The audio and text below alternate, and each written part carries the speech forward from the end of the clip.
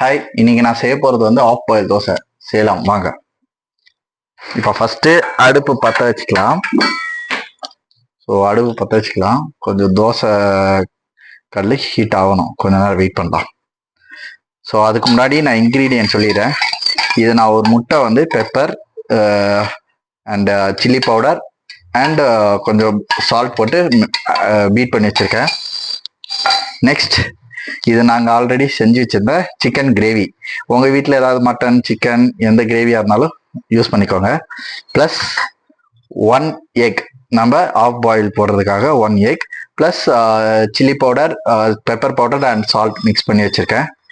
And the main dosa மாவு இங்கே வச்சுருக்கேன். அதுக்கப்புறம் ஆயில் இங்கே. ஓகேவா? இதுதான் நம்மளோட இன்க்ரீடியன்ட். ஃபஸ்ட்டு தோசை கல் சூடாகட்டும். ஹீட் ஆகிட்டு இருக்கு. ஓகே, ஃபஸ்ட்டு சூடாயிடுச்சு தோசைக்கல். நான் மாவு ஊற்றுறேன். ஐ திங்க் தோசைக்கல் சூடாகல. ஓகே, பரவாயில்ல. கொஞ்சம் நல்லா இது வந்து மெலிசாக ஊற்றிக்கோங்க. ஏன்னா இது மேலே நம்ம முட்டை இதெல்லாம் ஊற்றுறதால கொஞ்சம் திக்காக இருக்கும். அதனால மெலிசாக ஊற்றிக்கிட்டிங்கன்னா நல்லா வரும். கொஞ்சம் லைட்டாக ஆயில், ஒரு லைட்டாக கொஞ்சம் வெந்துக்கிட்டோம். வெந்துருச்சுன்னா லைட்டாக அது மேலே உள்ளதெல்லாம் கொஞ்சம் மாவாக இருக்கிறதெல்லாம் எடுத்துட்டிங்கன்னா உங்களுக்கு முட்டை இதெல்லாம் ஊற்றும் போது கொஞ்சம் சாப்பிடும்போது நல்லாயிருக்கும். சிம்மில் வச்சுக்கோங்க, ஏன்னா இல்லைன்னா அதுக்குள்ளே அடி பிடிச்சிடும் தோசை. லைட்டாக வெந்திருக்கு, கொஞ்சம் வேகட்டும். ஓகே, இப்போ லைட்டாக இப்படி ஸ்ப்ரெட் பண்ணி விட்டுக்கோங்க. இந்த மாவு, எக்ஸஸ் மாவெல்லாம் இப்படி எடுத்துட்டிங்கன்னா கொஞ்சம் ஒரு மாதிரி இதாக இருக்கும்.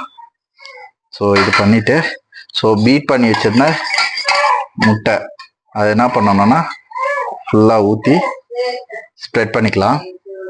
ஸ்ப்ரெட் பண்ணிவிட்டு அது கொஞ்சம் அது வெந்த பிறகு தான் நம்ம மற்ற ஐட்டம் ஆட் பண்ணுவோம்.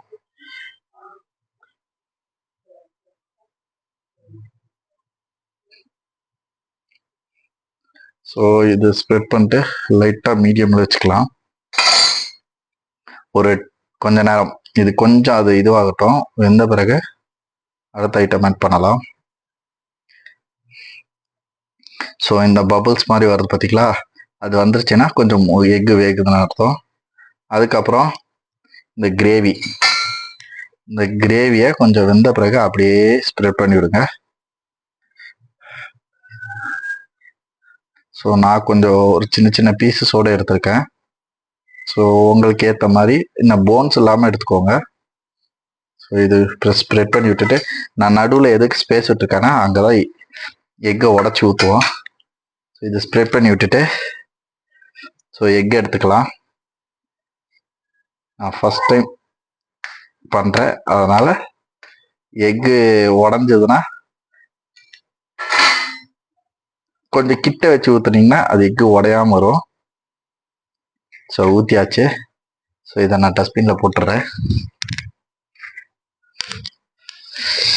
இது மேலே நம்ம மிக்ஸ் பண்ணி வச்சுருந்தா pepper, chilli powder and salt, அதை லைட்டாக உங்களுக்கு எவ்வளோ வேணுமோ, கொஞ்சம் காரம் அதிகமாக சாப்பிட்றவங்க அதிகமாக போட்டுக்கோங்க, இல்லை மீடியம்னா மீடியம் உங்களுக்கு எவ்வளோ வேணுமோ போட்டுக்கோங்க. இப்போ நல்லா தோசை வேகுது. இது கொஞ்சம் வேகட்டும். அதனால் நம்ம என்ன பண்ணுறோன்னா க்ளோஸ் பண்ணி வச்சுக்கலாம். நீங்கள் இந்த மாதிரி பிளேட் ஒன்று எடுத்து அப்படி வச்சு க்ளோஸ் பண்ணுங்க. ஒரு 2 மினிட்ஸ் க்ளோஸ் பண்ணிட்டு, ஏன்னா அது வந்து கொஞ்சம் வேகணும்.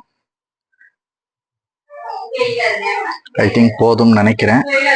யா, இப்போ பார்த்தீங்கனாலே தெரியும் உங்களுக்கு எப்படி வந்திருக்கு இது பண்ணுறதுன்ட்டு. இது எடுக்கிறது தான் இது பெரிய சேலஞ்சு.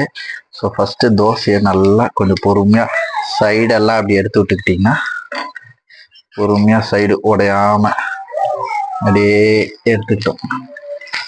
ஃபுல் சைடு எடுத்துக்கிட்டிங்கன்னா கொஞ்சம் உங்களுக்கு ஈஸியாக இருக்கும். அப்புறம்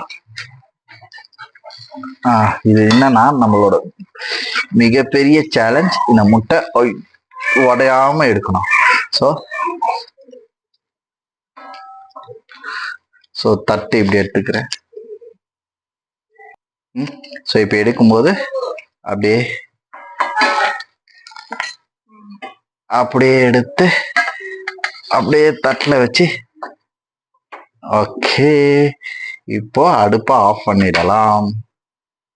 இதுதான் நம்மளோட ஆஃப் பாயில் தோசை. இப்போ நம்ம டேஸ்டிங் போகலாம். ஓகே, இப்போ டேஸ்டிங். ஸோ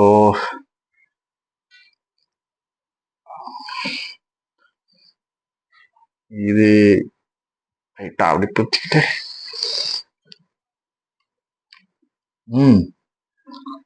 நிஜமாவே நல்லா தான் இருக்கு.